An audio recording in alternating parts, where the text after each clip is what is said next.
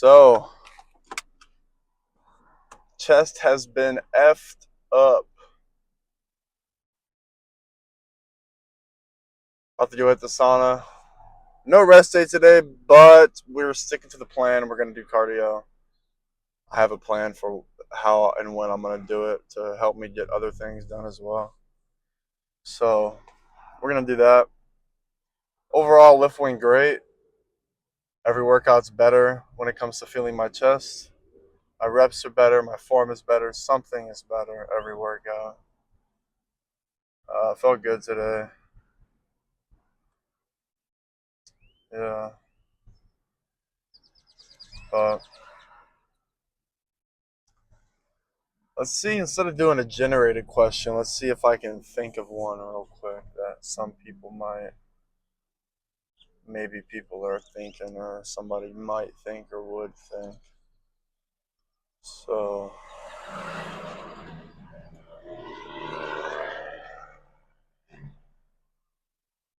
okay, let's talk about frequency of meals. So,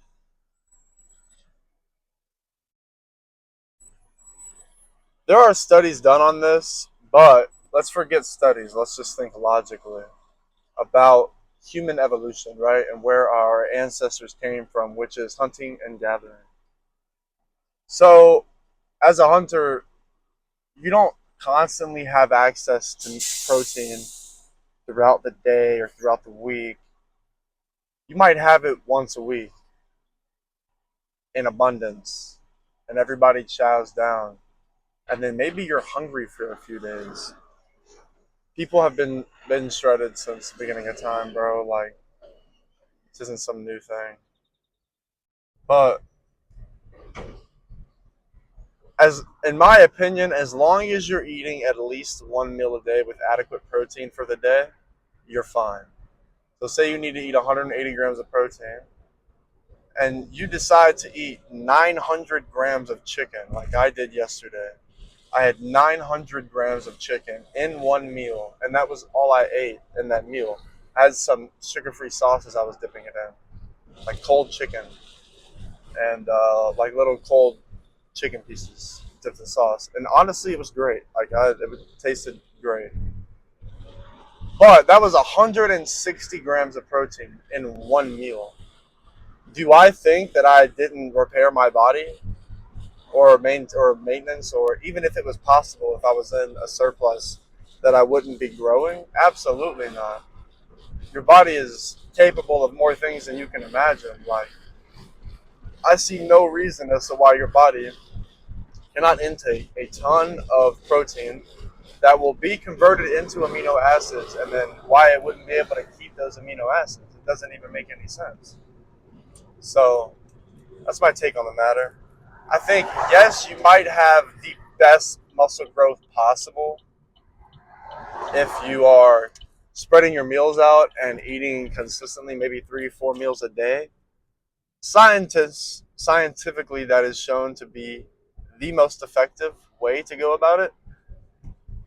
But unless you're like a bodybuilder looking to put on a ton of mass, if you just care about lifestyle and health, one meal a day is not going to hurt you, and it will actually probably benefit you, because you are going to be in a fasted state from the time you wake up until you eat pretty much every day, as long as you're not consuming drinks here and there.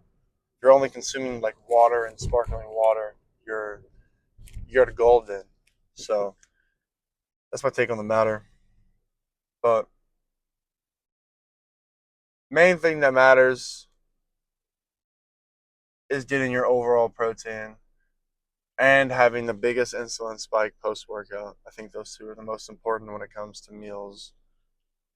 So, yeah, I'll probably see you guys post sauna. Sauna complete. I like. Oh, if it's so nice when you're in the sauna, right, and you're just sweating, you're just pushing through it, and then your timer goes off, and you didn't even think about how much time was left. Not even one time. Those are good sauna sessions. Those are good sauna sessions. Usually means that I'm recovered. Like I'm not in a like my body's not in a weakened state or something. Because generally, if I'm not feeling well or if I'm like sick or something, hitting the sauna can be. Excuse me. Excuse me. Uh, sauna can be kind of hard and very taxing when I'm already not feeling good. So, anyways, the topic I wanted to talk about today is actually progressive overload. When and where, when, how to do it, how much to do it, all that fancy stuff. So, so this is for any rep range. This roll is for any rep range, right? But let's say you're in a 6 to 10 rep range, and that's your program. Okay, when you hit more than 10 reps on a weight, you bump it up. Now, say you're on like pec deck, maybe that's bump it up 5 pounds. Say you're on like a super heavy bench, maybe that's bump it up 2.5. Maybe on a curl it's a 2.5, but a leg extension maybe it's a 5. Like you just bump it up, and then even if you get 4 reps, 5 reps the next workout, you stick with it, do it again, and you should get more. If you're not progressing in strength over time, then you're not doing something right. So if everything else is in line and you're progressive overloading because you're growing and not because you can't move the weight with the same form, or you're using your shoulders in your pec deck, or using your biceps and your shoulders in your pec deck, you need to keep form, stability, all that stuff the same. And as your reps go up and you're able to do more because you're growing, you up the weight. That's how I've always done it. And I mean, I started doing leg extensions probably like 150, 160, and I'm up to 230 for a full set of 10 at this point. So that's my take on it. Progressive overload when you know you need to, like, get more reps, that means you're growing. It means you're getting stronger. And until you get to a pretty elite point, strength and size kind of go hand in hand. If you're not getting stronger, you're probably not getting bigger.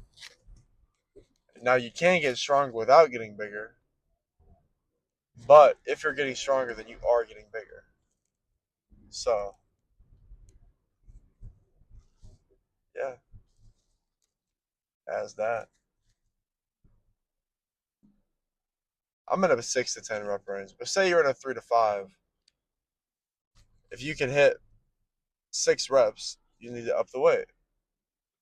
If you only hit 2 reps, you'd probably stick with the same weight if you upped it. Do it another week. You still only hit 2. Go back down, fix your form, fix your movements, make sure you're doing everything right. And then if you hit the 6 again, go back up. So for a long time, I was getting stronger literally every single workout. Back when I was resting like 2, 3 days in between workouts, and even every other day, I was still getting stronger. Like every single workout, going up in weight or more reps, one or the other, or more time. Because I also track time. Let's say I do 6 reps in 45 seconds. That's not the same as doing 6 reps for a minute and a half, tension wise. It's not the same kind of set. And I do like to mix it up every now and then. Like it's not, I don't always do super slow, super controlled movements. There's sometimes everything is controlled, but there's times where it's quicker and it's faster tempo, and I'm not emphasizing the negative as much. That's usually at the end of the workout, but beginning of the set, I would say. Because the beginning of the workout, I'm feeling everything else still. It's not that I'm not warm, but just a habit, I guess. But even then, everything's controlled and it's tempo. But doing 6 for 45 seconds and 6 for a minute and a half, two totally different sets, two totally different feelings. They could be the same weight. It doesn't matter. It's how you do it. It's not what you do. So, oh shit. Our camera got bumped and I didn't even see it. Anyways, it's probably not tightened up enough. It's pretty easy to move right now. But that is all I have to say about progressive overload. As long as you're sleeping right and you're eating in a surplus, you will probably be getting stronger every workout if you're pushing it hard enough. That does not mean pushing it hard enough as in volume. That means pushing your set hard enough. Making each set count. Because what's the point of doing a set if it's not to get blood in the area or to stimulate growth? Why are you doing it? Obviously, there's different lifestyle, like health and lifestyle things where you're doing different things. But if your goal is hypertrophy, you should not be doing any junk or pointless sets. For mine, pretty much. So, like for example, chest day today, pec deck is my first warm up or my first like full set, and I'm at 140 right now. So I start off at about 85 pounds, and I'll just super slow, really contract at the end, getting blood into the area. That's the purpose of my first warm up set. Second warm up set, I do the weight that I'm going to do, and I do 1 to 3 reps, depending on how many I need to do to feel locked in. Because those sets are to warm up my central nervous system and get everything used to the weight in a way, and making sure nothing's tweaking.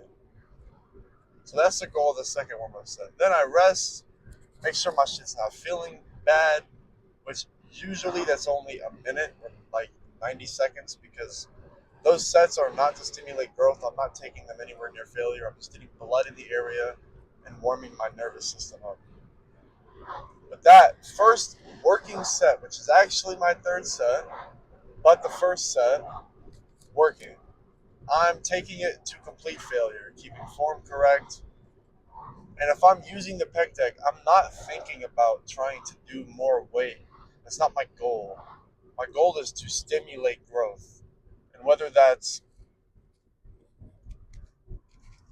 yeah, that's the goal. So you have to kind of blanked out there for a second because of that shit. It's starting to rain too. But that set is to stimulate growth. So what do? You take it all the way to failure until your muscles cannot exert any more force. You're not thinking about, oh, how many reps can I crank out? You're not moving the weight. You're moving the muscle, and the muscle moves the weight. You got to put yourself in the muscle, and and you'll know if you're doing it right. Like you will know. I promise you that you will for sure know. But I think that's all I have to say to you guys. So I will catch you next time. Remember, progressive overload, eat, sleep, repeat. It's the nature of the business, baby. Take it easy. So I just head back and I didn't get any video at all because I had to run my girlfriend to something she had to do, and it gave me about an hour and a half, maybe 2 hours, to kind of do whatever in the area. So I went to this LA Fitness because I've never been to one. Wanted to try it out. They have like a 3 day free guest pass, day pass thing. So did that, got in, walked in the gym at 10:30 maybe. Had to wait till about 10:55 to talk to the guy and get my guest pass like activated or whatever. And then bam, 40 minutes later, workout done. And what did I do? Did 4 sets. One of them being a drop set with a rest pause.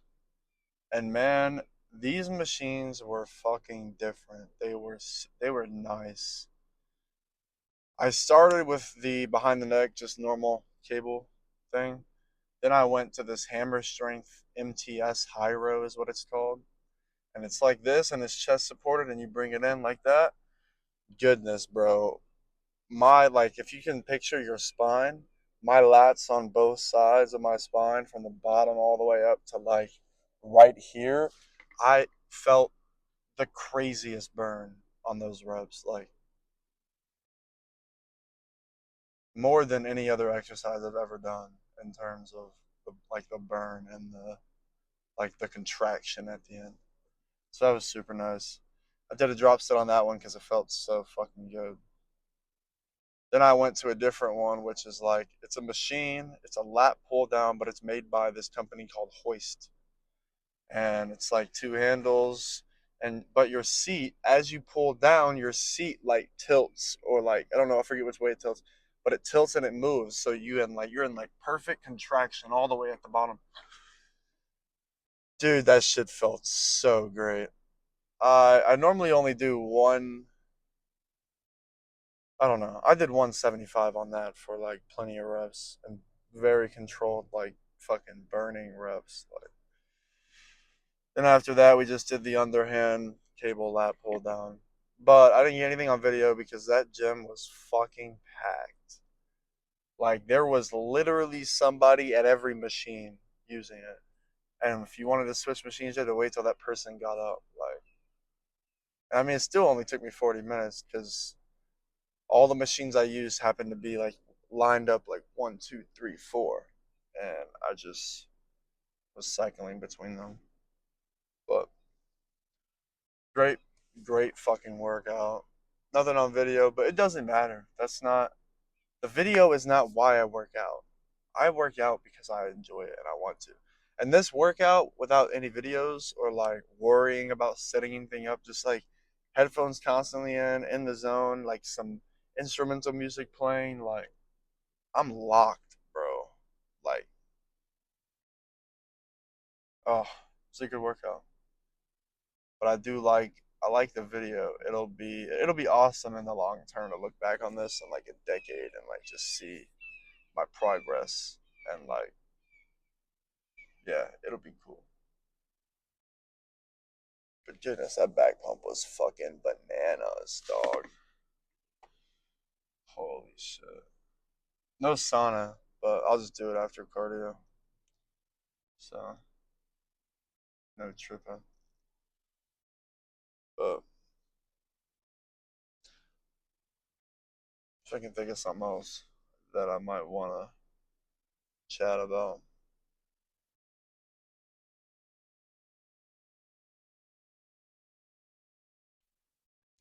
You know, let's actually ask Chat GPT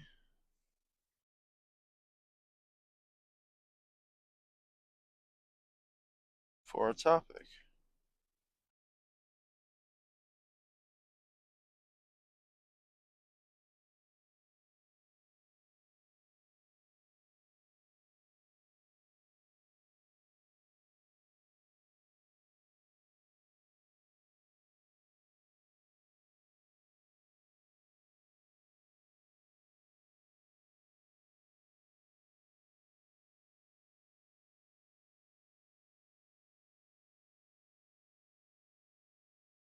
Okay, I just went through three.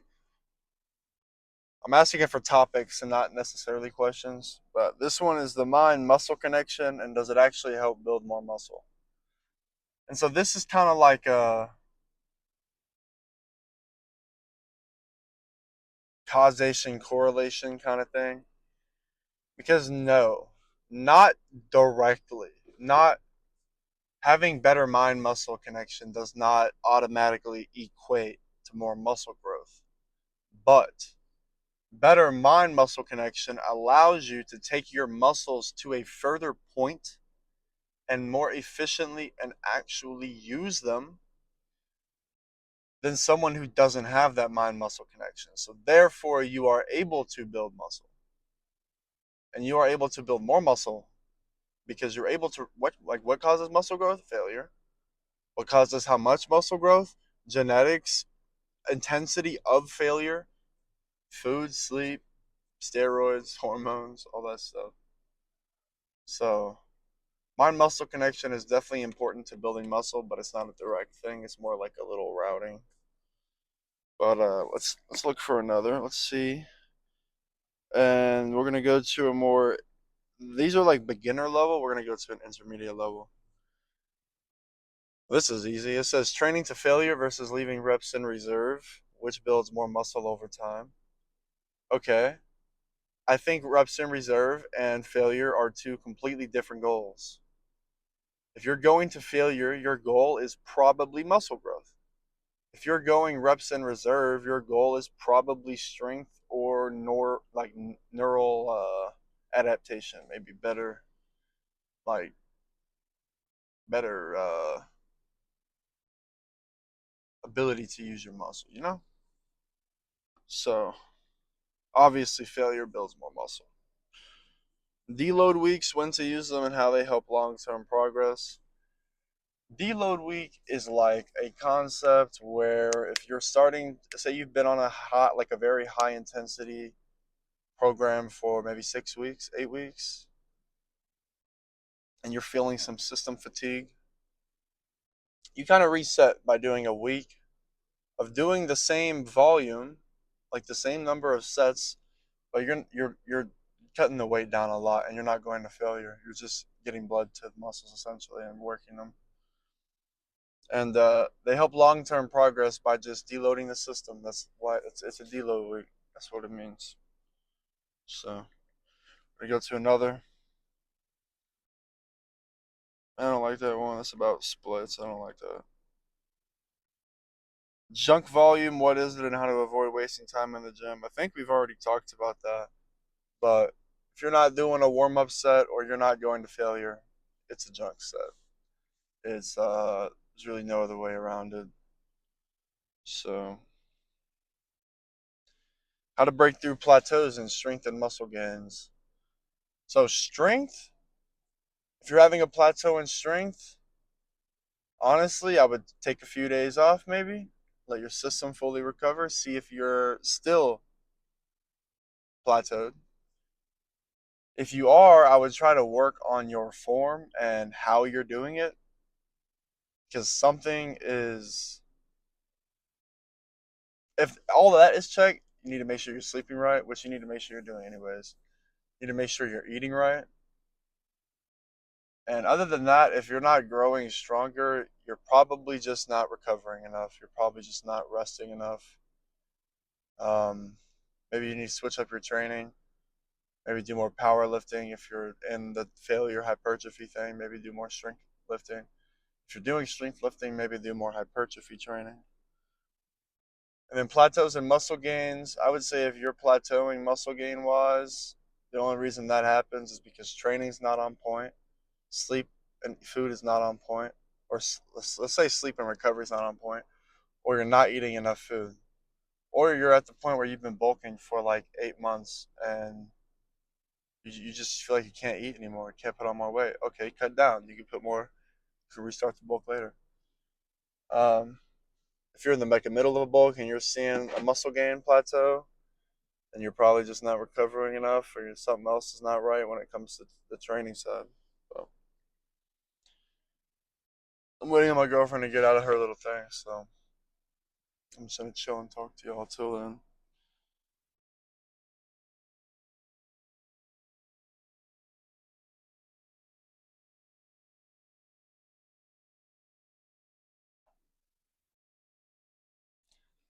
How important are tempo and time under tension for building muscle? So I think tempo is only important when you're referring to controlling the negative. That's where I think the idea of having a tempo comes from, is actually controlling your reps. And if you're controlling the negative and you're not just slinging weight around and you're actually using your muscle, I think that's what matters, and that is very important. Time under tension is a mind muscle connection thing. The better your mind muscle connection, the more time under tension you will have in each set for that given muscle. Because if you're better at using it, it will be under tension for longer periods of time throughout the set. Someone who's super good at using their chest at a bench might have it activated the whole way up and the whole way down. Someone new, they might only feel their chest at the peak. They might only feel it like at the very bottom. They might only feel arms and shoulders. Like that's something that over time, I think it's definitely important for building muscle because you need to. What I said before, my muscle connection equates to a better like drive to failure, better blood to the muscle, better everything. So that's how I think they're related, and they're super important for building muscle for the reasons I've stated. Let's do another. Rest times between sets. How long should you really wait for strength versus hypertrophy? I feel like people could have a lot of different answers for this, but for me, I rest until I feel like my muscle is ready to go again.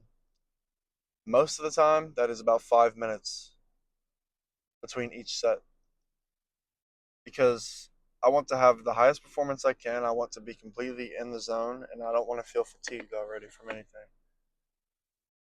And so I rest 5 minutes between sets. Generally, for hypertrophy, I don't know. They say like 90 seconds to 3 minutes, 3 to 5 minutes, something like that. Strength is more 3 to 5 minutes because that's powerlifting standards. Like you're never going to failure, but you're still giving your body time between each sets. But for strict hypertrophy, actual studies show you don't need long rest times. But I think building strength is a key aspect in building size, especially the earlier in your journey you are. So I rest 5 minutes. I want to be fully locked in for each turn.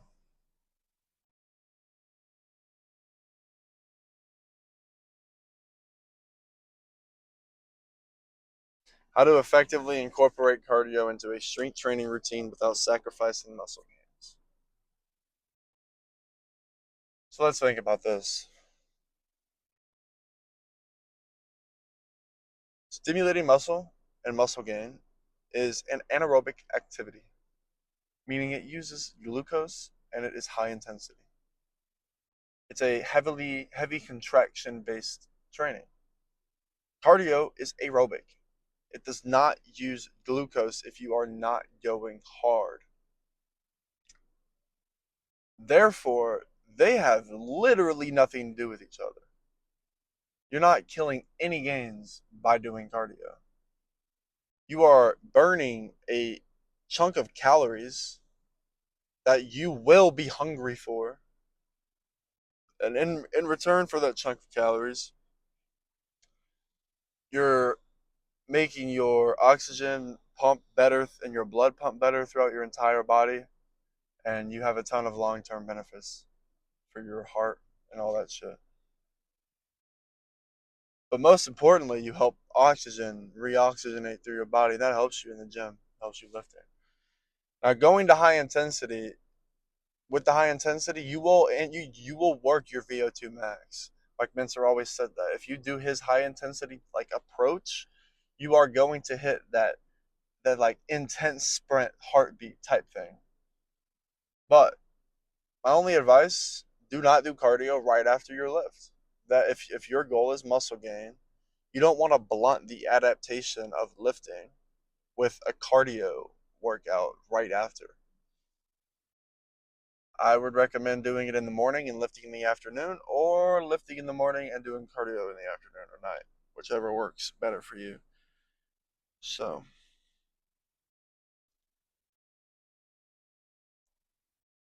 how slowing down the negative phase of a lift can boost muscle growth. Now, like I said, slowing down the negative phase is very important for actually using the muscle and feeling the muscle. That links to like mind muscle connection. The better you can use the muscle, the longer it'll be under tension, and the better controlled it will be during the negative. And that negative, in my opinion, is very important for muscle growth. That is where most of the time under tension comes from, is the negative when you're doing a set. So that's just my, and you're, there's also three stages of strength. You get this from Mike Mensa, right? There's three stages. You have the static, the positive, and the negative. The eccentric, concentric, static, whichever you want to use. You are the strongest in a static because static uses bone density, and our bones are quite strong. We can hold a lot more than we can pull or push. Eccentric, or the positive side, is your weakest movement. That is the push in a bench or the pull in a row. That is the humph side of the set. The concentric, or the negative, is your second strongest part, which is the middle. It's the second strongest of the three. And that's when you're releasing the weight, when you're letting the row go down, or when you're letting the bench come down. So, taking just your positive to failure is beneficial and is okay.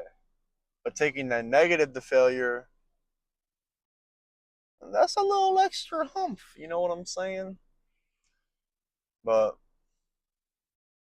I think that's it. My girl should be out in a minute, and we heading home. But good talk. I'm just gonna have this one uploaded with the chest day, and yeah,